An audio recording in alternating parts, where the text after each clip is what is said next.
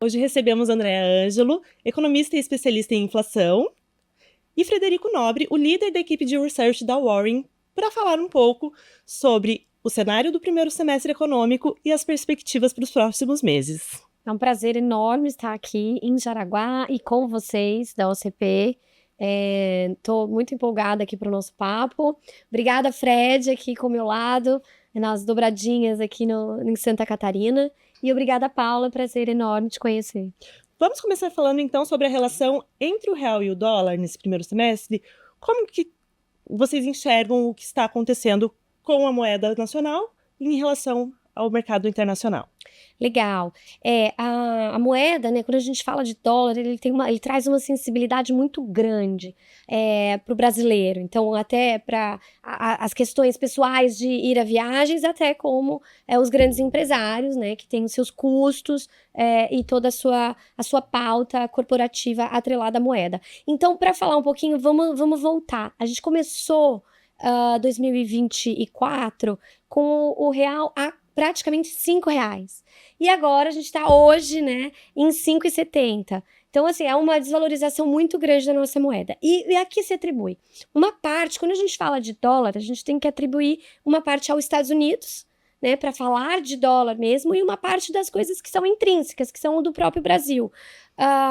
Então, essa composição de fatores dita exatamente o caminho que a moeda tá trilhando. Então, a começar, a gente teve o início desse ano, era uma perspectiva muito grande de que a taxa de juros lá dos Estados Unidos ela começasse a cair. E aí, com isso, poderia enfraquecer um pouco mais a moeda, porque quando a taxa de juros nos Estados Unidos ela começa a cair, isso é em resposta a alguma coisa econômica que está acontecendo, né? Então, o Banco Central olha as suas variáveis e fala, olha, agora o crescimento econômico está arrefecendo, está desacelerando, então eu preciso fazer com que minha taxa de juros caia. Sendo assim, o Brasil já estava num ciclo de queda de taxa de juros aqui desde o final de agosto de 2023.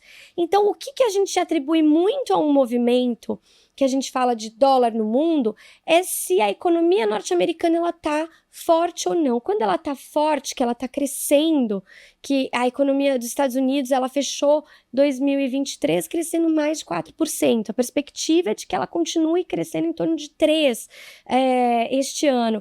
Então, você atribui um movimento de dólar forte, porque quando você fala em dólar, é o que a economia está acontecendo em relação ao resto do mundo.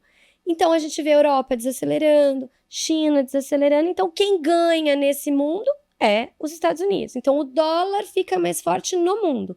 Um outro fator que explica esse desempenho e mau desempenho do real é atribuído aos nossos problemas. Então, quais são eles, né? Que aí a gente traz à tona aqui.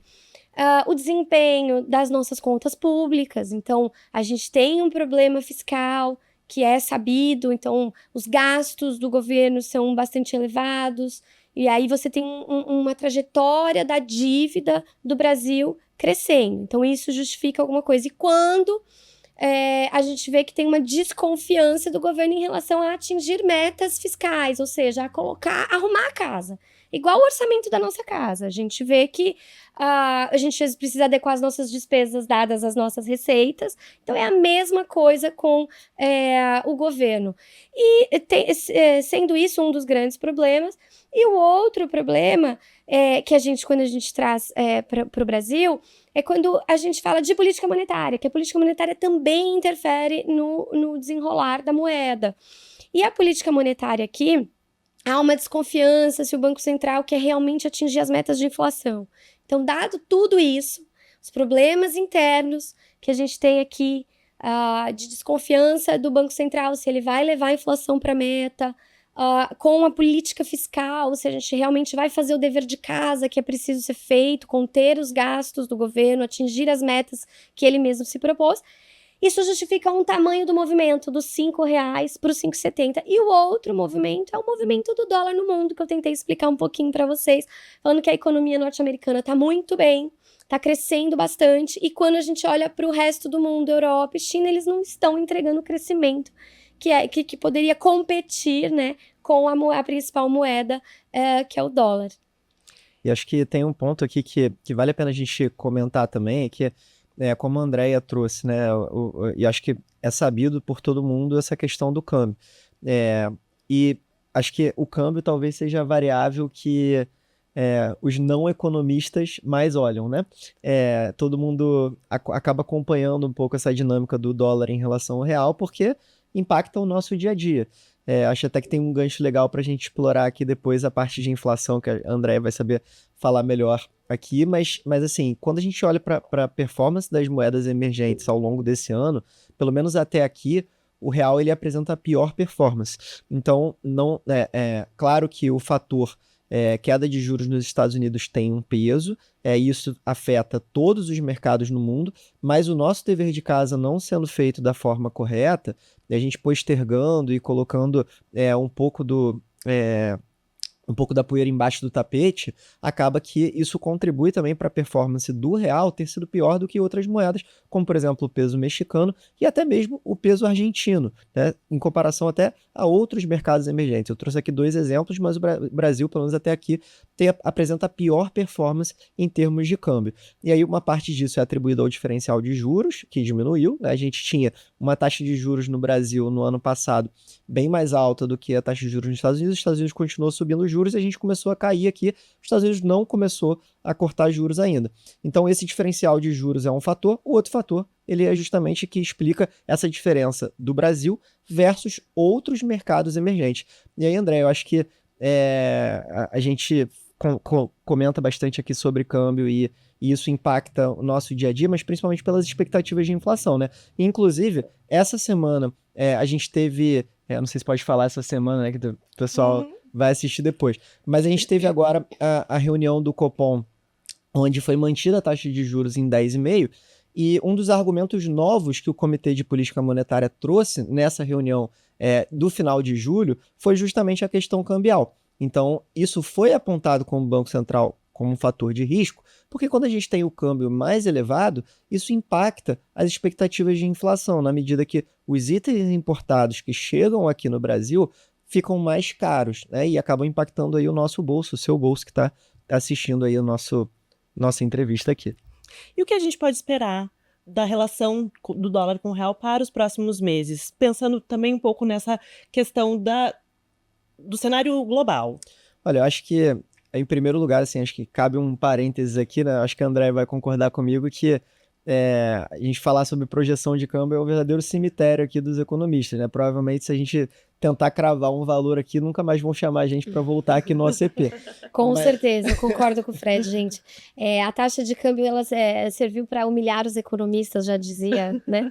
O Baixa. Exatamente, grande Edmar Baixa. Então, assim, eu acho que é difícil a gente tentar atribuir uma estimativa de quanto vai estar o dólar em um determinado momento, mas o que a gente pode eventualmente comentar é que esse movimento ele foi um movimento exagerado ao longo desse ano por conta desses motivos que a gente trouxe aqui.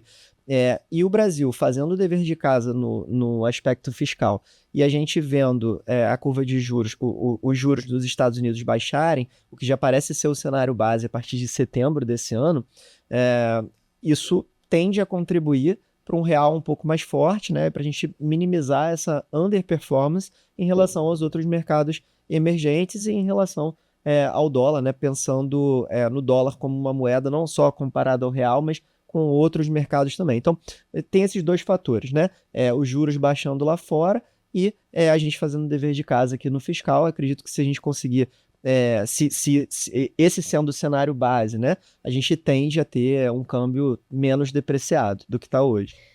Só complementando aqui o Fred, a gente, esse 5,70, né, que é um patamar que a gente está vendo no momento, ele pode chegar ali aos 5,40, mais ou menos, porque é isso, um pouco é a pernada que a gente chama do dólar forte no mundo, que aí isso não adianta a gente fazer políticas fiscais, nem ir muito bem na política monetária aqui dentro, se existe um movimento lá fora para explicar o dólar, né?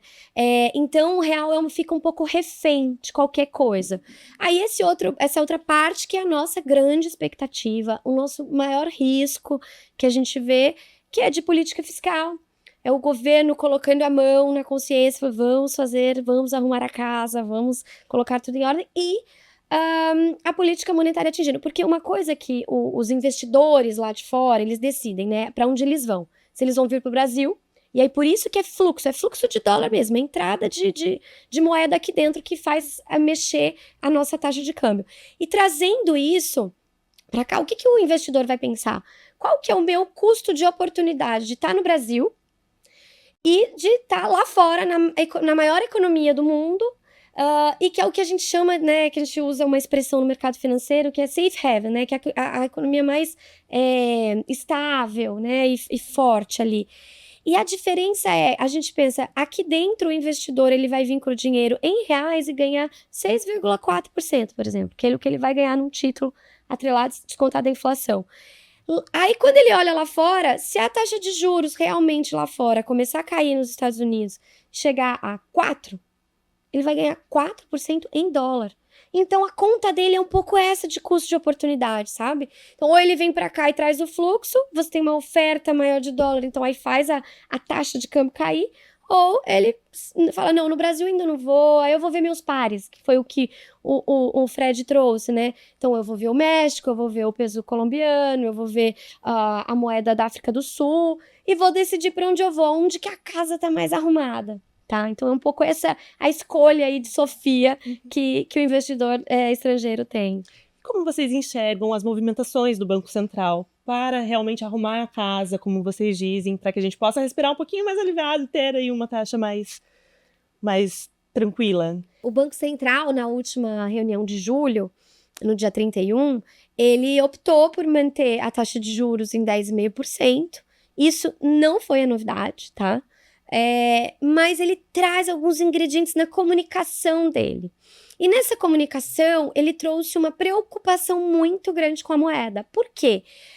A moeda ela estando depreciada, né? Então, o nosso real atingindo lá, buscando 5,70, e ficando mais desvalorizado, a gente tem 30% da nossa inflação importada, que são bens de tecnologia, são equipamentos eletrônicos, são as próprias commodities, a parte de alimentos, né, que impactam também lá que chega na gôndola do supermercado. Então, tudo isso faz com que um pouco da nossa inflação, da nossa taxa de inflação, ela fique elevada. E aí, os agentes econômicos, empresas, eles veem a perspectiva de inflação à frente, que é o que a gente chama de expectativas de inflação, e eles estão vendo que, olha, com o patamar atual, eu preciso ajustar as minhas expectativas para cima.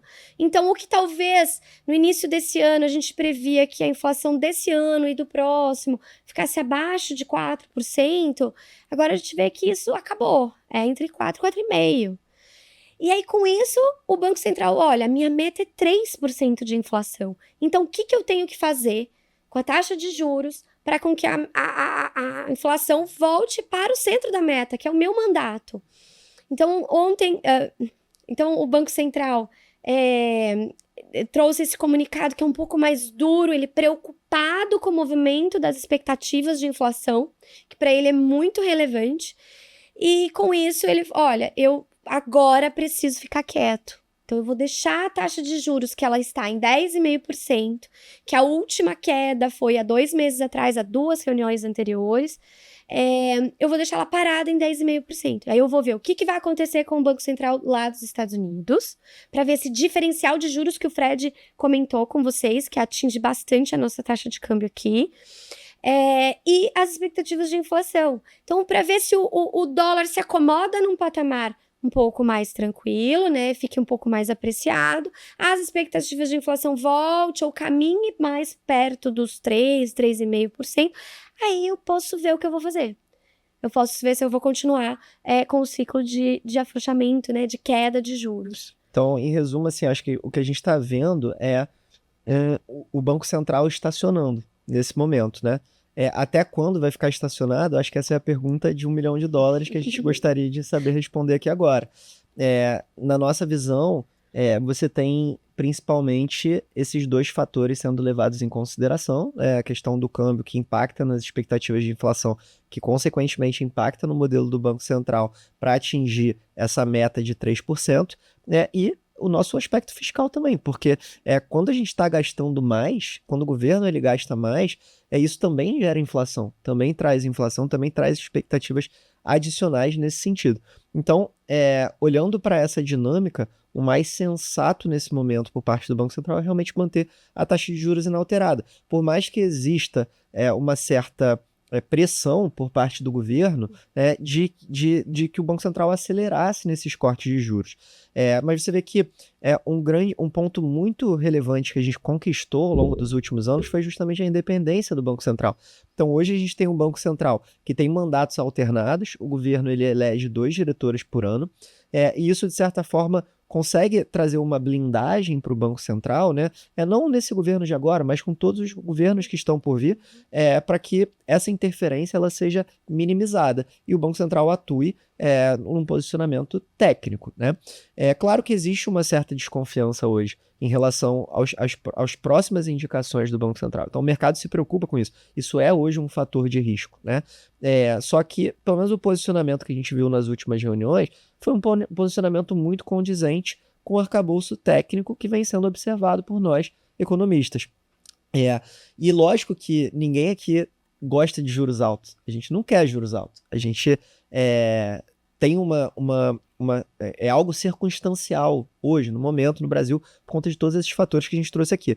Mas ninguém gosta de juros altos porque, no final das contas, a gente paga essa despesa financeira, né? Então, o governo ele tem uma despesa financeira associada aos juros da dívida. Quanto maior esses juros quanto maior a taxa de juros básica da economia, maior o volume financeiro que o governo tem que pagar em juros. E, naturalmente, esses recursos, eles deixam de ser investidos em saúde, em educação, deixam de retornar para a sociedade. Então, ninguém gosta de juros altos. Só que os juros, ele acaba sendo um remédio necessário para a gente combater a inflação. Se a gente não gosta de juros altos, a gente gosta menos ainda de inflação, né? E o governo gosta menos ainda de inflação, porque a gente sabe que isso é um fator, né, que muda o jogo na hora das eleições. Então, e que afeta o bolso, principalmente do mais pobre.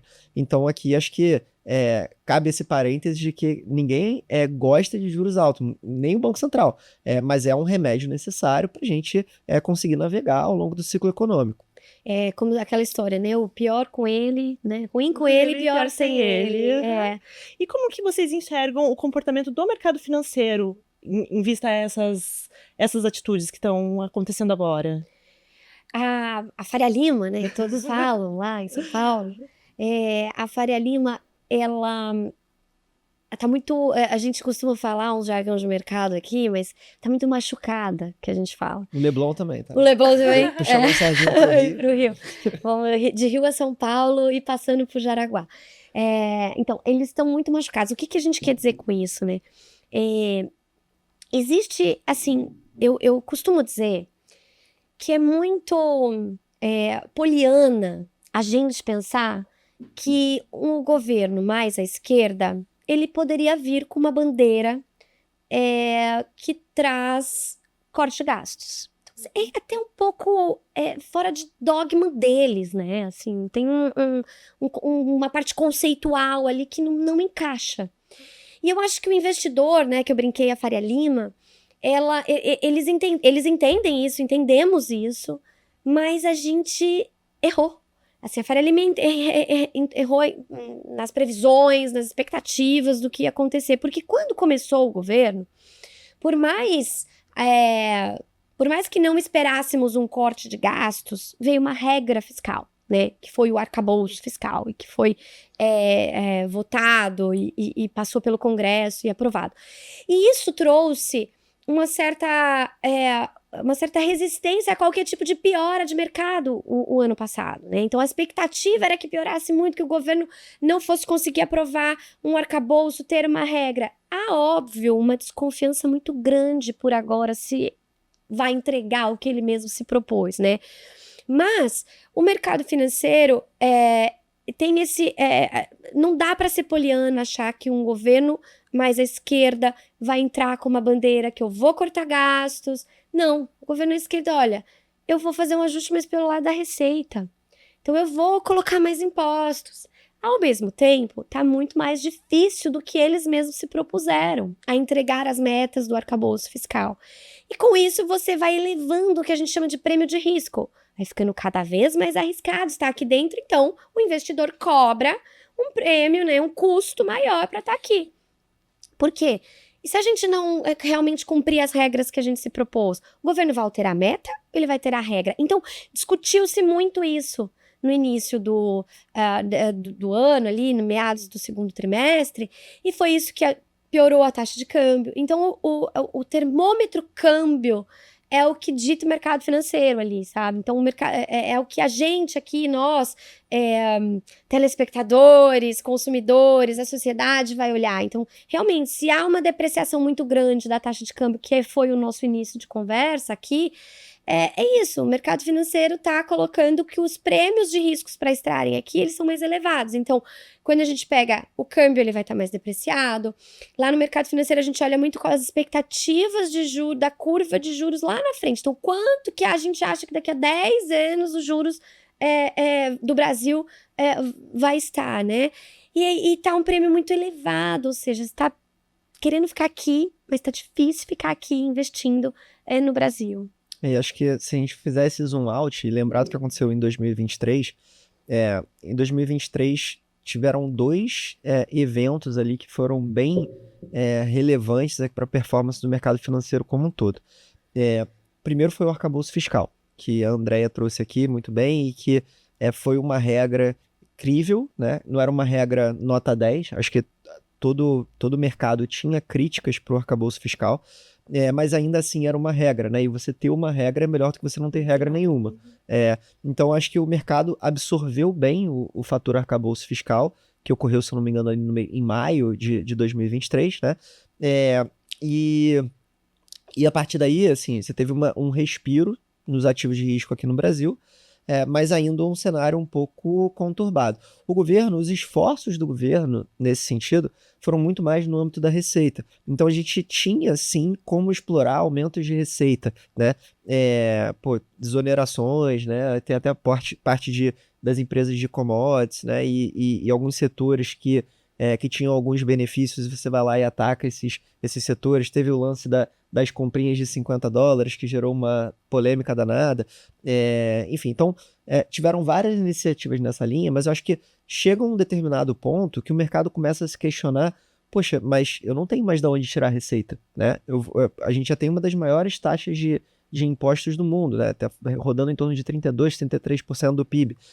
Isso é bem alto quando a gente compara com outros mercados emergentes. Então, da onde vai sair uma receita adicional? Difícil nesse momento, né? Claro, tem algumas iniciativas em jogo, mas acho que é muito mais saudável que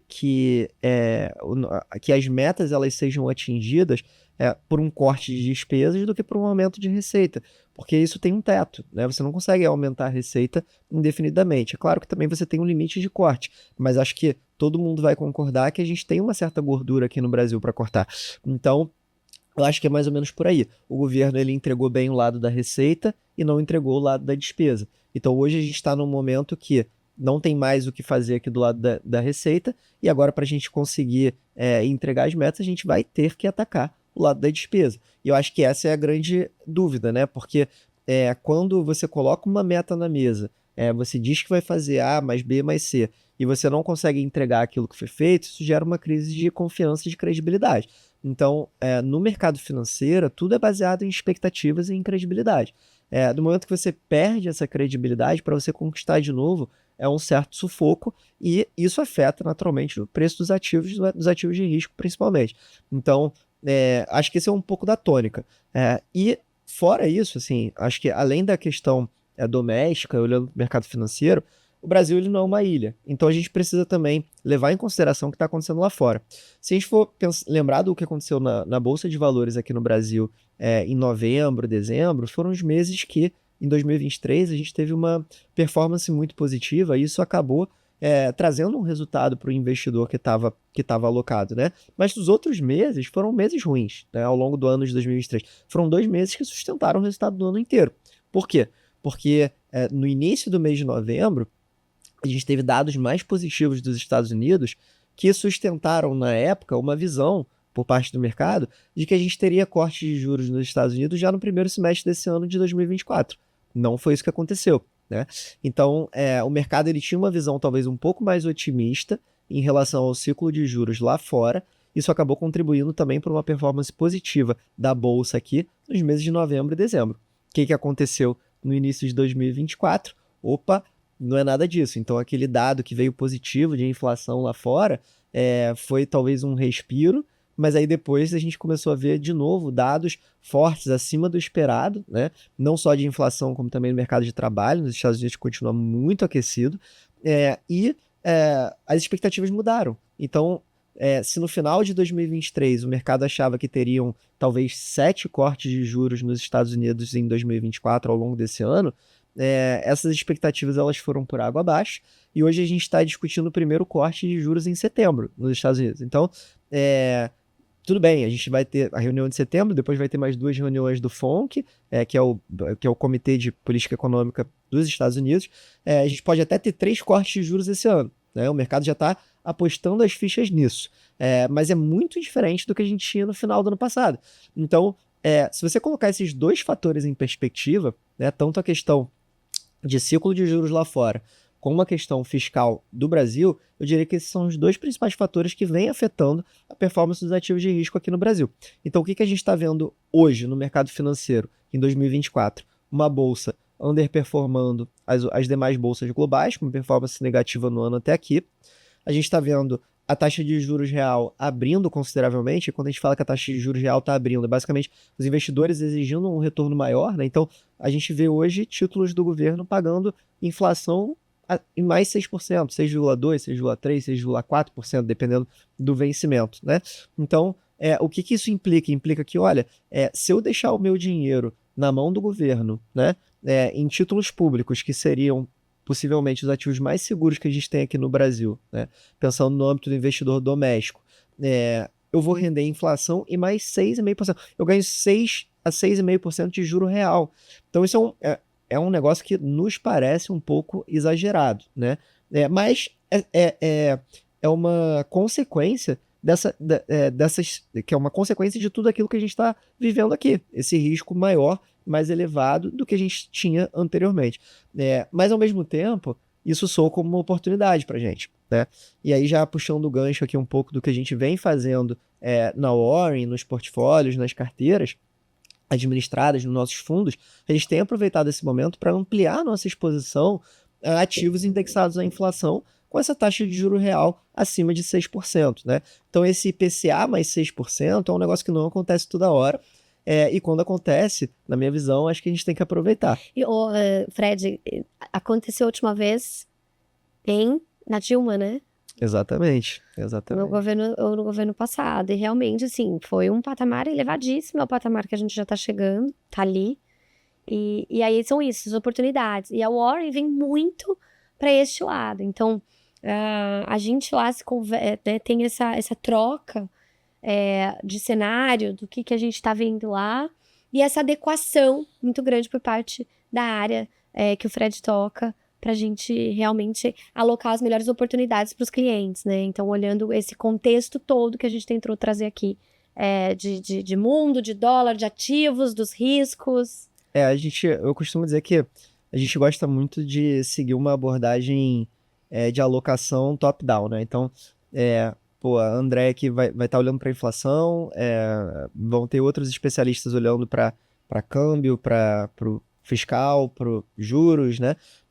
E a partir desses inputs, né, dos nossos estrategistas, que a gente consegue ter uma visão do cenário macro e traduzir essa visão em estratégias de investimento, né?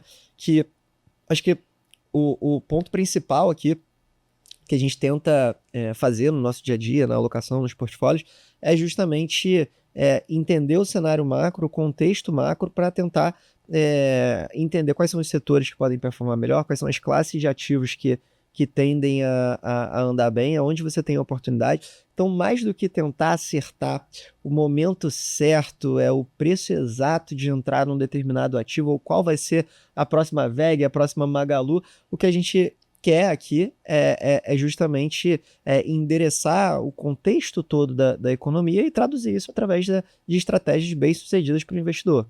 Exato. E nessa visão, quais são os fatores que vocês acreditam que o investidor tem que estar atento na hora de escolher esses ativos? Olha, eu acho que o primeiro passo seria entender os objetivos e necessidades individuais, né? Então, acho que é, uma recomendação de investimento, ela é algo particular, né? Eu falei aqui, por exemplo, do IPCA mais 6, que eu considero muito bom, a Andréia também, a gente vem colocando aí em alguns dos nossos portfólios, mas talvez para o investidor conservador, extremamente conservador, não seja a melhor opção. Por quê? Porque você tem algum nível de volatilidade. Esse IPCA, que hoje é IPCA mais 6, ele pode se tornar IPCA mais 7. E se isso acontecer, o investidor ele vai estar perdendo dinheiro pela marcação a mercado dos títulos, né? Então, o que eu quero, aonde eu quero chegar? Eu acho que o primeiro passo para o investidor, pessoa física, né, é entender e montar um bom planejamento financeiro. A gente na Warren aqui, essa é a nossa especialidade, a gente pode ajudar. Inclusive, tem excelentes planejadores financeiros aqui em Jaraguá, né? E não só em Jaraguá, como em diversas outras cidades de Santa Catarina, Itajaí, a gente tem Florianópolis, Blumenau, Joinville, e certamente, assim, contar com um bom planejamento financeiro já é metade do caminho. Porque se você tem um bom planejamento e uma carteira que está voltada para atingir esse objetivo financeiro, com uma determinada meta de retorno, né, que vai ser particular e específica, a partir disso você consegue selecionar produtos de investimento. Mas não necessariamente o produto que eu entendo que é o melhor produto hoje vai ser o melhor produto para você que está assistindo. Então, por isso que é importante a questão do planejamento financeiro. E se você tem um bom planejamento, acaba que esse tipo de situação que acontece no mercado, essa volatilidade, essas mudanças de cenário, elas são menos relevantes, né? Para a gente que está aqui no dia a dia, tomando decisão, gerindo carteira, fundo de investimento, é lógico que a gente está antenado nisso o tempo inteiro. Mas para o investidor que tem um bom planejamento financeiro e tem o apoio de um profissional, aqui de preferência da Warren, a gente tem a confiança de que o cliente que está na ponta, né, o investidor que está na ponta, ele está sendo bem assessorado e não precisa se preocupar tanto com esse tipo de flutuação momentânea, porque no final das contas esse é o nosso trabalho. E a gente tende a adequar os portfólios justamente para aproveitar essas oportunidades. Mas para o investidor que gosta, né, de tomar riscos, de tomar decisões por conta própria, que quer, né, acompanhar, tem essa vontade, a gente também tem vários clientes assim e conversa com várias pessoas que têm essa vontade e está tudo certo, né? Para esse investidor, eu diria que talvez os dois principais fatores para prestar atenção agora seria justamente o ciclo econômico, o ciclo monetário lá fora nos Estados Unidos e o desenrolar do aspecto fiscal aqui no Brasil. Então, esses dois pontos são os pontos que estão ditando o ritmo, né? E o apetite a risco do mercado de uma forma geral. É isso. Porque, como o Fred falou, a gente cuida dessa volatilidade, né, lá na Warren. A gente está aqui para isso, para viver esse momento, esses calores de mercado, e aí alterar a carteira, rebalancear, olhar perfil a perfil, ver o que cada um, no momento atual, tá realmente precisando ser assistido. Porque é isso, a gente começou então o ano achando que a política monetária, não só do Brasil, mas dos Estados Unidos, ela ia ser mais frouxa do que ela foi. E a gente viu que a gente está num mundo que precisa de mais juros. E por que a gente precisa de mais juros? Porque a economia está pujante ainda, e não só aqui, lá fora também. Então é como se a gente estivesse vivendo num outro mundo, e o mundo de 2023, a cabeça que foi 2023 dos economistas, dos alocadores e dos portfólios, dos gestores de portfólio, talvez ela estivesse errada mesmo em 2023, né? Achando que talvez o ciclo monetário ia ser muito mais frouxo do que ele foi.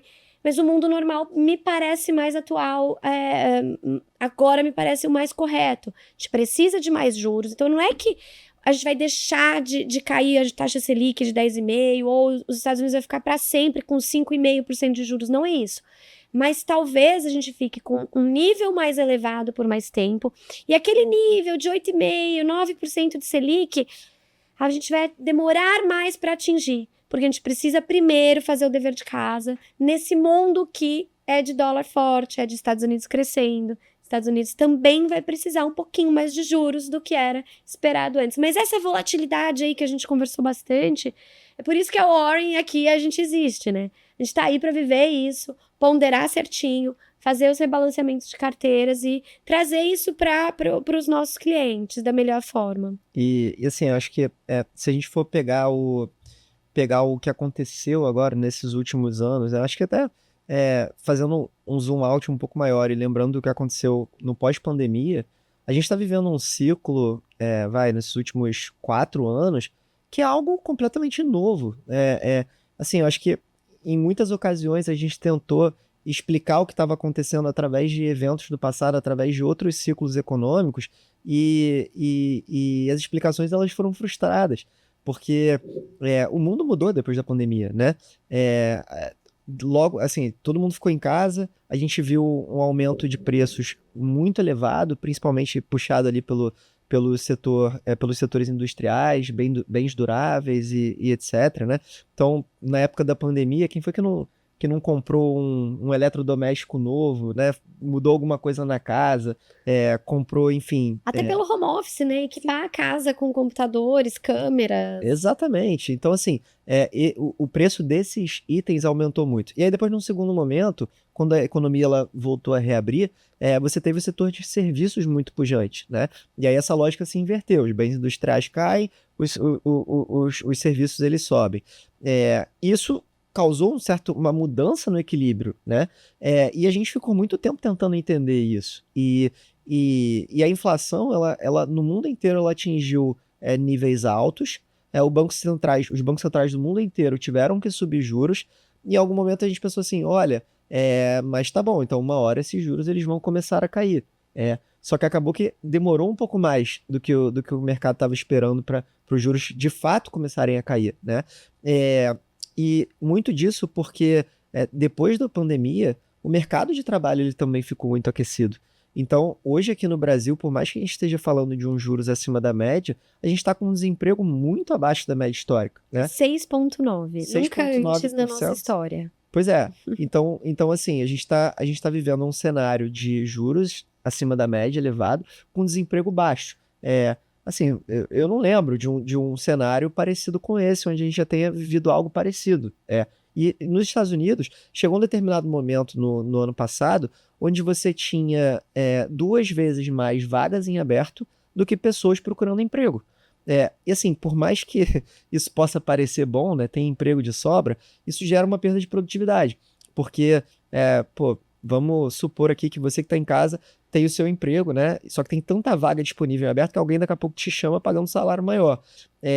E aí, o seu empregador anterior, ele vai ter que contratar uma pessoa nova, vai ter que treinar essa pessoa, tudo isso gera custo e gera perda de produtividade. Então, o pleno emprego, como a gente chama, né? Ele, por um lado, é bom, mas, por outro lado, ele também gera uma pressão e uma espiral de preços e salários, né? Então, aumenta os salários, naturalmente, aumenta os preços da economia também, naturalmente, isso traz mais inflação, e para você combater isso, você precisa de juros mais altos por mais tempo. Então, eu acho que essa é um pouco da tônica que está acontecendo aqui no Brasil e nos Estados Unidos. Então, por isso que a gente está esperando um pouco mais para realmente começar a ter esse ciclo de queda de juros lá fora, que a gente já começou, mas teve que estopar.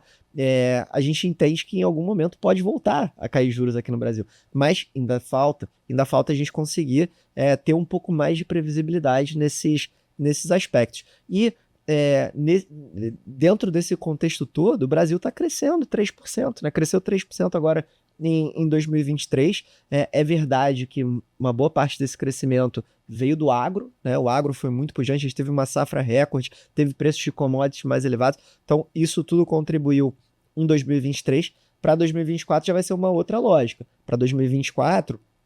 a gente está falando de um PIB que vai crescer um pouco acima de 2, né? O que tudo indica. Só que não vai ser o agro que vai puxar, né? A gente já tem ali uma indústria um pouco mais forte, a gente já tem o setor de serviços contribuindo mais para essa alta do PIB. Então, apesar de ser um PIB mais baixo aqui no Brasil do que a gente viu em 2023, a composição desse PIB é uma composição mais interessante. Mais variada. Mais variada e que digamos, é menos pontual. igual aconteceu com o agro, né? E lá fora, nos Estados Unidos, um crescimento ainda muito forte também. E se por um lado, aqui no Brasil, o câmbio subiu, a gente revisou para cima metas de inflação, expectativas de inflação, e isso tem um efeito negativo para a economia. Por outro lado, a gente também está vendo revisões positivas no crescimento, né? E aconteceu a mesma coisa em 2022, 2023 e agora em 2024. Você pega a pesquisa Focus, que reúne as opiniões dos principais economistas, a André, inclusive, aqui é uma das pessoas que contribui para o Focus aqui na inflação, tá sempre ali no top 5.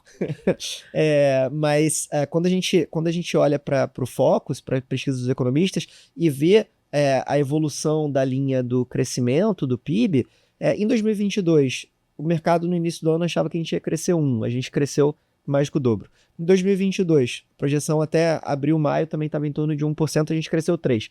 Em 2024, a gente também estava com uma projeção de crescer pouco abaixo de 1,5%, e agora a gente já está discutindo um PIB em torno de 2,10%, 2,20%. Né? Então, assim, eu acho que esse crescimento acima do que seria o estrutural aqui no Brasil, ele é positivo, né? É interessante. Se a gente tivesse juros mais baixos, a gente poderia até estar crescendo mais, só que ao mesmo tempo é importante tomar cuidado do lado da inflação, né? Crescimento mais alto. E é interessante, né, que a gente falou, a taxa de câmbio, acho que ela serve para humilhar os economistas, né, que é a frase do Edmar Baixa. E eu brinco já, tem um tempo que agora veio o PIB para humilhar os economistas, porque foi exatamente isso, faz de 3, 4 anos, e eu falo, os economistas estão errando consecutivamente. A única coisa que me deixa um pouquinho menos humilhada é que não é só para o Brasil, não é só economista aqui no Brasil. Então é nos Estados Unidos também, então em órgãos internacionais que também fazem projeção e analisam números, e aí a gente se pergunta, mas por quê? Mas por que tá errando? Não tá aprendendo com o erro, né? Há 3, 4 anos consecutivos acontecendo isso. E aí é algo que, assim, a gente, economistas, né, especialistas, a gente tá estudando muito. Mercado de trabalho e crescimento. E por que a gente errou tanto? Lembra que a gente começou falando do fiscal? Então, assim, o nosso problema fiscal, ele não é de agora. E aí, como que faz uma projeção de PIB? Então, a gente tem vários ingredientes, vários indicadores que a gente coloca dentro de um modelo estatístico, que vai falar, hoje vai crescer 2, ou vai crescer 3, ou vai crescer 1. E esses modelos tradicionais foram sempre usados, eles, em geral, têm literaturas que a gente replica dos Estados Unidos aqui para o Brasil e vice-versa. Então, a gente está errando em conjunto porque acho que a economia está passando por uma transformação. E mais, a gente nunca passou por um momento em 2020 que foram mais de 100 bilhões de dólares colocados na economia dos Estados Unidos para as pessoas. Óbvio, era necessário por conta de pandemia, né? A gente nem está discutindo isso.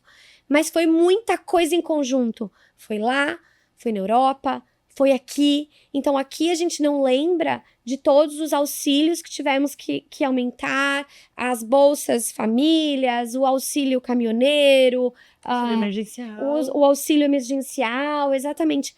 Então, a gente teve uma aprovação da PEC Kamikaze na virada de 22, né, de 2022, foram acho que foi 100 bilhões de reais, e teve muito corte de impostos lá atrás, de energia elétrica, de gasolina também. Então, tudo isso acaba que a modelagem tradicional de nós, né, economistas, que estamos replicando coisas que foram testadas no passado, você acaba realmente não tendo como mensurar isso, e mais que isso, é o quanto vai permanecer o efeito disso na economia, nos indicadores. Então, assim, é uma meia-culpa, óbvio, nossos erros aí consecutivos de análise, mas tem algo que é isso, a interferência política na economia é muito grande, é algo que o economista fica aí de mãos atadas. E tem um lag, né? Tem um efeito carrego, que a gente chama. Esse efeito carrego é justamente o que é o mais difícil de você projetar, porque, assim, quando você tem uma injeção de dinheiro na economia, 100 bi que entrou na PEC Kamikaze, ok, a gente sabe que esse dinheiro entrou, sabe que isso vai ter um efeito na atividade, sabe que isso vai trazer um consumo adicional, No entanto, a gente fica um pouco às escuras de entender qual que é o carrego disso, ou seja, por quanto tempo isso vai durar, né? E de que forma isso vai impactar não apenas hoje ou na próxima leitura do PIB, mas nas próximas 3, 4, 5 leituras do PIB, né? Então, acho que quando a gente olha para trás, né, tiveram dessas iniciativas, não só aqui no Brasil, como também lá fora. Lá fora você tem Inflation Reduction Act, você tem Infrastructure Bill. Então, assim, você tem uma série de programas também que foram criados no governo Biden que são incentivos, né? Infraestrutura e etc., que no final das contas é mais gasto do governo. Mais gasto do governo acaba inflando também o PIB, né? Então, acho que esse é um ponto que é mega, mega relevante aqui para a gente na hora de olhar para a atividade, né? Para essa dinâmica de atividade. E com o mercado de trabalho muito aquecido, você tende a ter um consumo resiliente, um consumo forte, né? Então, acho que esse é o grande desafio que a gente tem hoje na política monetária dos Estados Unidos, que é o que eles chamam de pouso suave, né? O pouso suave, ele nada mais é do que você conseguir elevar juros, né? Sem machucar tanto a atividade e sem machucar tanto o nível de emprego. Até agora, parece que o Banco Central norte-americano vem sendo bem sucedido nessa jornada. Mas é claro que a gente acompanha dado após dado, né? Porque as coisas elas podem ir mudando e podem ir se alterando também ao longo do tempo. E impossível não recebê-los aqui e não falar sobre a VEG, né? A nossa estrela aqui, nossa gigante, que tem chamado muita atenção. Ao que vocês atribuem esse crescimento recente e como ela tem sido vista nos outros mercados também? Olha, falando da VEG, assim, eu acho que a VEG, eu diria que possivelmente é a melhor empresa que a gente tem aqui no Brasil, né? E assim, eu acho que Jaraguá, acho que muito da história de Jaraguá que passa pela VEG, Sem né? dúvida. Uhum. É uma empresa que vale mais de 200 bilhões de reais. Até o Fred me mostrou agora, antes da gente vir, né, Fred? Atualizado, 212 bilhões. Falei, não, vamos ver se tá certo isso daí mesmo. Pois a gente fica brincando que a VEG é a fábrica de bilionários, né? Acho que vocês sabem muito bem disso aqui em Jaraguá. Mas, assim, olhando para a empresa, assim, de uma forma geral, como eu disse, eu acho que a VEG ela tem uma trajetória muito bem sucedida ao longo do tempo e que o mercado aprecia muito e vê como um dos grandes cases de sucesso que a gente tem aqui na Bolsa de Valores brasileira, né? E é um case de sucesso que ele vem se estendendo, não é de hoje, são décadas, né? E assim, eu acho que as empresas elas se inspiram na VEG aqui no Brasil por ser uma empresa de dono, uma empresa que conseguiu navegar em diferentes ciclos econômicos, que conseguiu gerar valor e representar o Brasil não só aqui, né? Não só, claro, em Jaraguá, Santa Catarina, Regionalmente, né? regionalmente, mas no Brasil e no mundo, né? Então, assim, hoje comparando a VEG com uma Siemens da vida, por exemplo, a VEG está na frente. A VEG entrega mais num custo competitivo, numa velocidade incrível, né? E tendo um arcabouço de produtos, um portfólio mais robusto, né? Então, assim, a gente vê que a VEG ela tem vantagens competitivas e um diferencial muito grande. Praticamente assim, aqui no Brasil não tem concorrente, né? Você vai ter concorrente em algumas linhas de negócio específicas, mas pensando do ponto de vista de um cliente da VEG, faz muito sentido ter a VEG como fornecedor, né? Você tem garantias, você tem a satisfação na entrega, na qualidade do produto, ainda que em alguns casos você tenha um prêmio de preço, é algo que vale a pena ser pago. Então, é uma empresa excelente, né? Acho que o que o mercado discute sempre não é se é uma empresa boa ou ruim, se a governança é boa ou ruim, porque eu acho que isso está dado. O que a discussão do mercado ela passa a ser, então, uma discussão de preço, né? Que aí eu acho que essa discussão é uma discussão que ela não tem certo ou errado. Ela vai ter perspectivas, vai ter opiniões de análise, vai ter a opinião do gestor que está comprando, do outro que está vendendo as ações da VEG. Mas recentemente a gente observou sim uma melhora nos números da companhia. Assim, olhando no final do ano passado, a WEG estava sofrendo algum nível de pressão na parte de energia solar, né, da companhia, né, nos produtos, no portfólio que atende esse segmento de solar.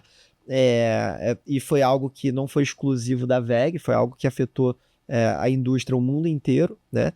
A WEG, ela até se sai melhor do que a MED, né? Como sempre, mas era algo que estava gerando um certo impacto.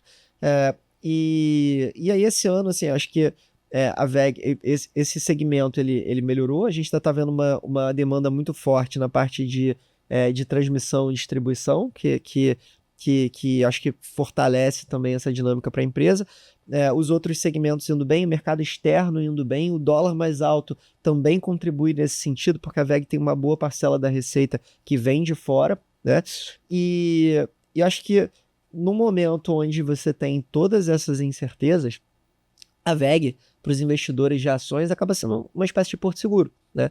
Porque é uma empresa que tem uma exposição cambial interessante, uma receita parcialmente dolarizada, é uma empresa que tem um histórico de execução excelente, né?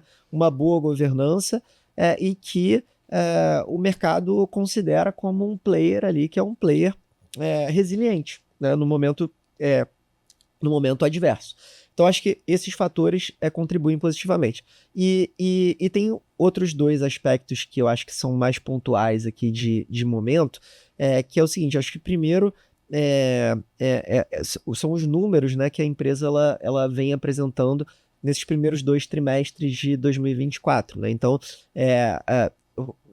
olhando para os preços da WEG no mercado, a WEG ela é uma empresa que, por ser uma empresa premium, ela é negociada com múltiplos, com níveis de valuation premium também em relação a outras empresas. Então, é uma empresa mais cara do que outras empresas do mesmo setor. Por quê? Porque ela cresce mais, porque ela entrega mais, porque ela tem uma boa governança, porque ela tem um excelente histórico de execução. Então, você vai ter investidores que vão estar dispostos a pagar esse prêmio, vai ter investidores que vão falar: não, isso aqui está muito caro, eu não estou mais disposto a pagar esse prêmio. Esse ano de 2024, parece que tinham muitos investidores dispostos a pagar esse prêmio.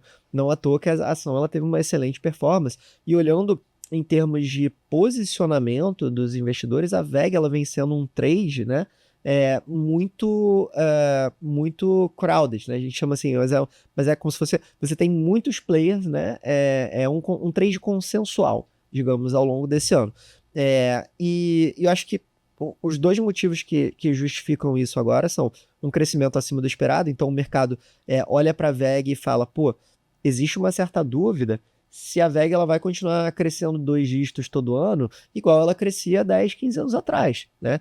Então é aquela história, né? Pô, se a WEG continua crescendo 2 dígitos todo ano durante 10, 15, 20 anos, daqui a pouco ela domina o mundo, né? Não vai só dominar Jaraguá.